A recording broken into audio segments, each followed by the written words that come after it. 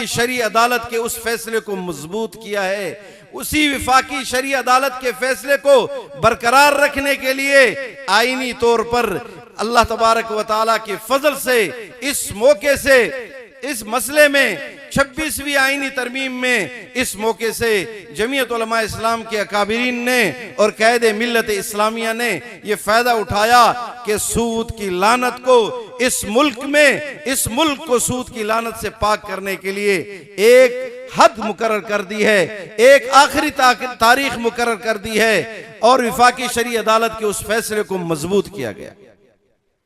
दूसरी बात जो इसी आईनी 26वीं आईनी तरमीम में जमीयत उलमा इस्लाम को अल्लाह तबारक व तआला ने कामयाबी दी, विफाकी शरी अदालत जो है इसके बारे में जो एक बिल्कुल बेइख्तियार किस्म की अदालत ज़ियाउल हक के दौर में बनाई गई थी, हर तरह से उनके हाथ काटे गए थे।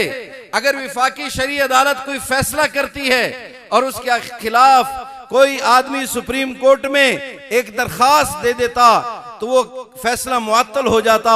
फिर जब तक सुप्रीम कोर्ट उस बात को सुनती या ना सुनती, जब तक उसका फैसला आता, विफाकी शरी अदालत का फैसला मुअत्तल समझा जाता था। लेकिन अब अल्हम्दुलिल्लाह इसी आईनी तरमीम में हजरत मौलाना फजलुर रहमान साहब ने, जमीयत उलमा इस्लाम ने विफाकी शरी अदालत को मजबूत किया और आईन में ये बात शामिल करवाई कि अगर विफाकी शरी अदालत कोई फैसला करती है, उस फैसले के खिलाफ अगर कोई आदमी बाकायदा तौर सुप्रीम कोर्ट में अपील करता है तो सुप्रीम कोर्ट 1 साल के अंदर अंदर उसके ऊपर बहस करके उस मसले की वजाहत उसको देनी पड़ेगी।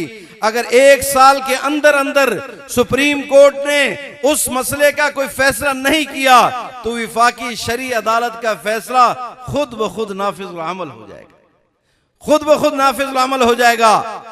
1996 में सूद के खिलाफ विफाकी शरी अदालत ने फैसला दिया और बाद में अपील की गई, ये फैसला मुअत्तल रहा, कई सालों तक मुअत्तल रहा। दोबारा केस चला, दोबारा विफाकी शरी अदालत ने सूद के खिलाफ फैसला किया, एक बेंच ने जाके अपील कर दी, फैसला मुअत्तल रहा। अब इस तरह नहीं, विफाकी शरी अदालत का फैसला 1 साल के अंदर अंदर अगर सुप्रीम कोर्ट उसके खिलाफ उसके बारे में कोई फैसला नहीं देती तो विफाकी शरी अदालत का फैसला नाफिजुल अमल होगा।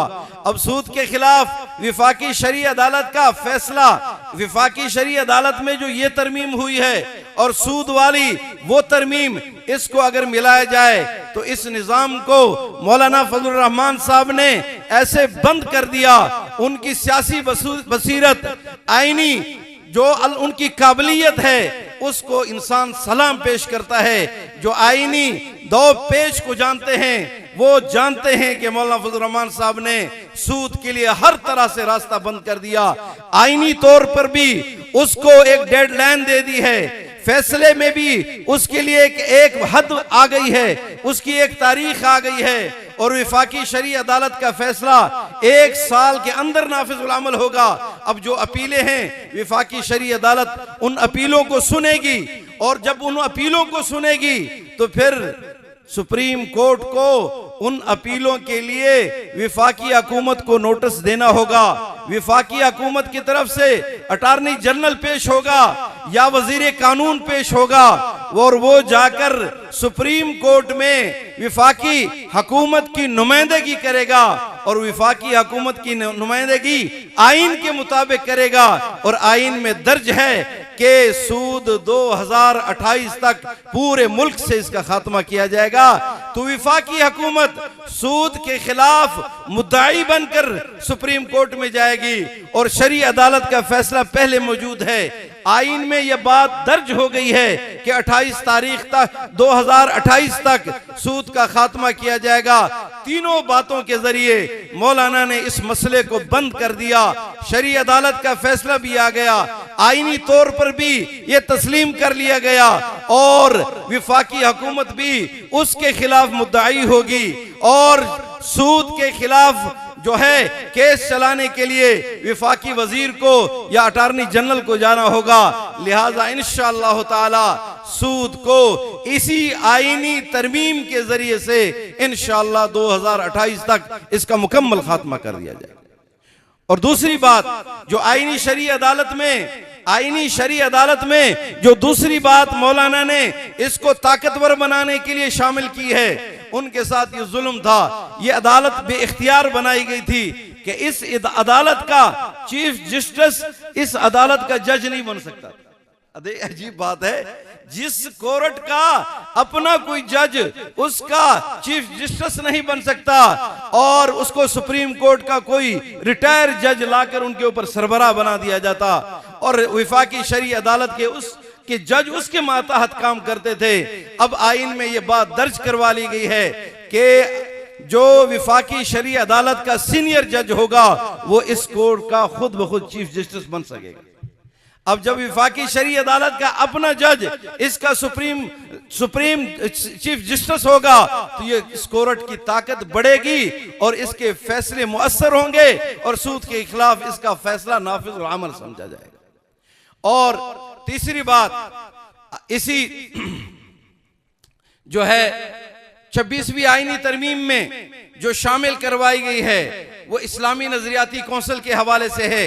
इस्लामी नजरियाती कौंसिल जब 1973 में आइन बना और आइन में ये बात आई कि पाकिस्तान के अंदर कोई कानून कुरान और सुन्नत के खिलाफ नहीं बनेगा, जो भी कानून होगा वो कुरान और सुन्नत के मुवाफिक होगा, तो उस वक्त ये एक बात उठी थी, लोगों ने फैलाई थी कि भाई यहाँ तो मसलकी इख्तिलाफ है, यहाँ तो मुख्तलिफ मसलक वाले रहते हैं।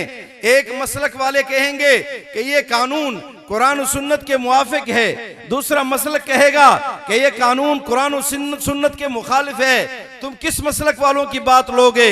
तो उस वक्त फिर एक कौंसिल बनाई गई इस्लामी नजरियाती कौंसिल के नाम से कि भाई जो कानून बनेगा या जिस कानून के बारे में ये राय होगी कि इसकी तहकीक की जाए ये कुरान और सुन्नत के मुवाफिक है या नहीं, तो उस कमेटी में भेजा जाएगा।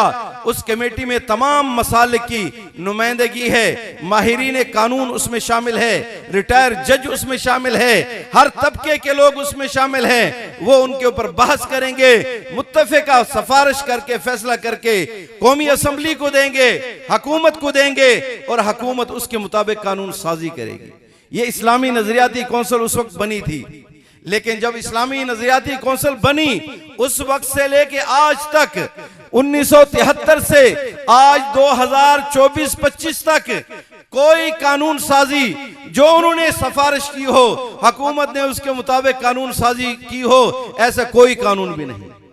उनकी सिफारिशात आती थी, उनकी मीटिंगें होती थी, बहस मुबाहसे होते थे और उनको फैल के हवाले कर दिया जाता था, वो बात उधर बंद हो जाती थी। अब अल्हम्दुलिल्लाह उसमें ये तरमीम हुई है कि इस्लामी नजरियाती कौंसिल जो मसला भेजेगी उसके ऊपर हुकूमत बहस कराएगी। दूसरी इसमें यह तब्दीली आई कि इस्लामी नजरियाती कौंसिल के सिफारिश भेजने के लिए पहले 40% असम्बली के मेंबरान की जो ताईद हासिल करना लाजमी थी। हमारी तादाद कम होती थी, 40% मिलना मुश्किल होते थे, अब उनको 25% कर दिया गया। और आखिरी बात, और मदारिस के बारे में जो बिल है, अल्हम्दुलिल्लाह आप सब अहले मदारिस हैं, मदारिस के बिल के बारे में हमारे तमाम दोस्तों को मालूमात हैं, उसकी तफसील भी मैंने अपने मकाले में लिखी है। क्योंकि वक्त खत्म है, कम है, हमारे मेहमानान बैठे हैं। अल्लाह तबारक व तआला हमें समझने की और अमल करने की तौफीक नसीब फरमाए। व आखिर दावाना।